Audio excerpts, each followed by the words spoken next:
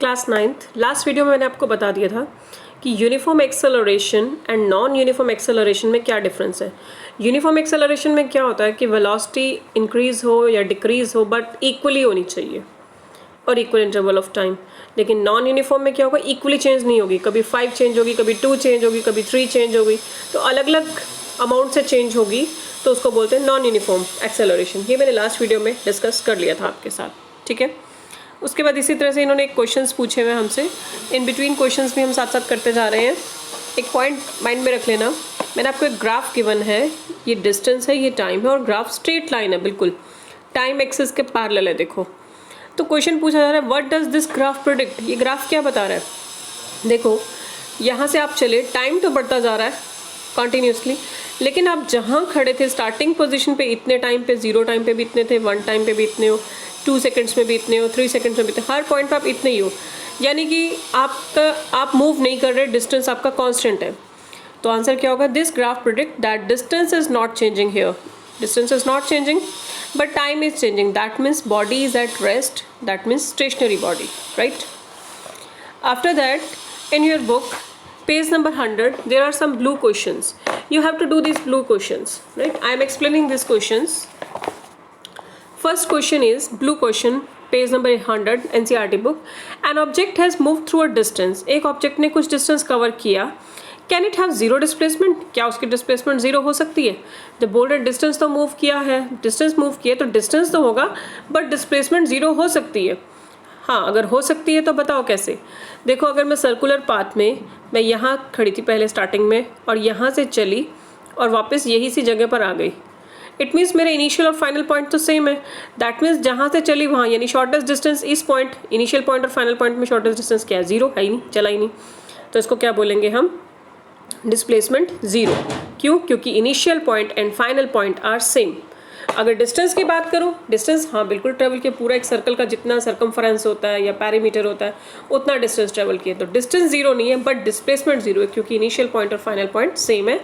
तो एग्जाम्पल क्या उसने बोला, support your answer with example, body moving in circular path, ठीक है। उसके बाद है second question, page number 100। A farmer moves along the boundary of a square field of the side 10 metre in 40 seconds.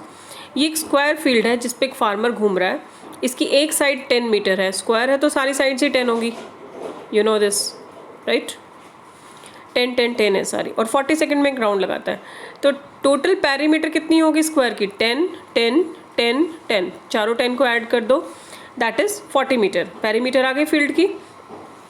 अब उसने पूछा है कि at the end of 2 minute 20 seconds initial point से फार्मर कहाँ होगा।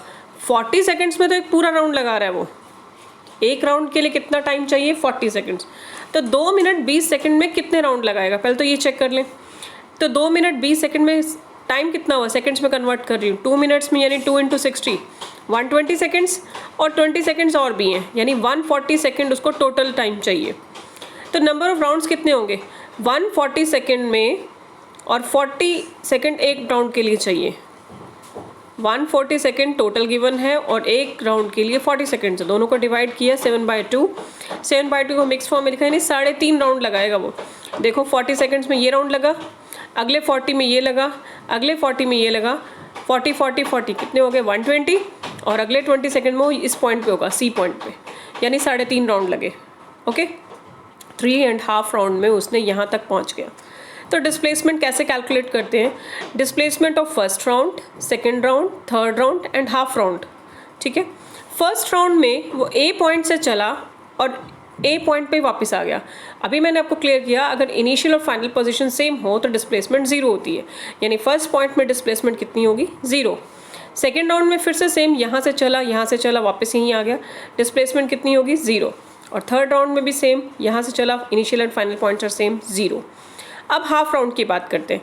हाफ राउंड में अगर तो हमसे डिस्टेंस पूछता है तो 10 + 10 20 डिस्टेंस है, लेकिन हम डिस्प्लेसमेंट की बात कर रहे हैं तो डिस्प्लेसमेंट तो शॉर्टेस्ट डिस्टेंस होता है। तो शॉर्टेस्ट डिस्टेंस क्या है, यहाँ से यहाँ डायगोनल, ठीक है ना।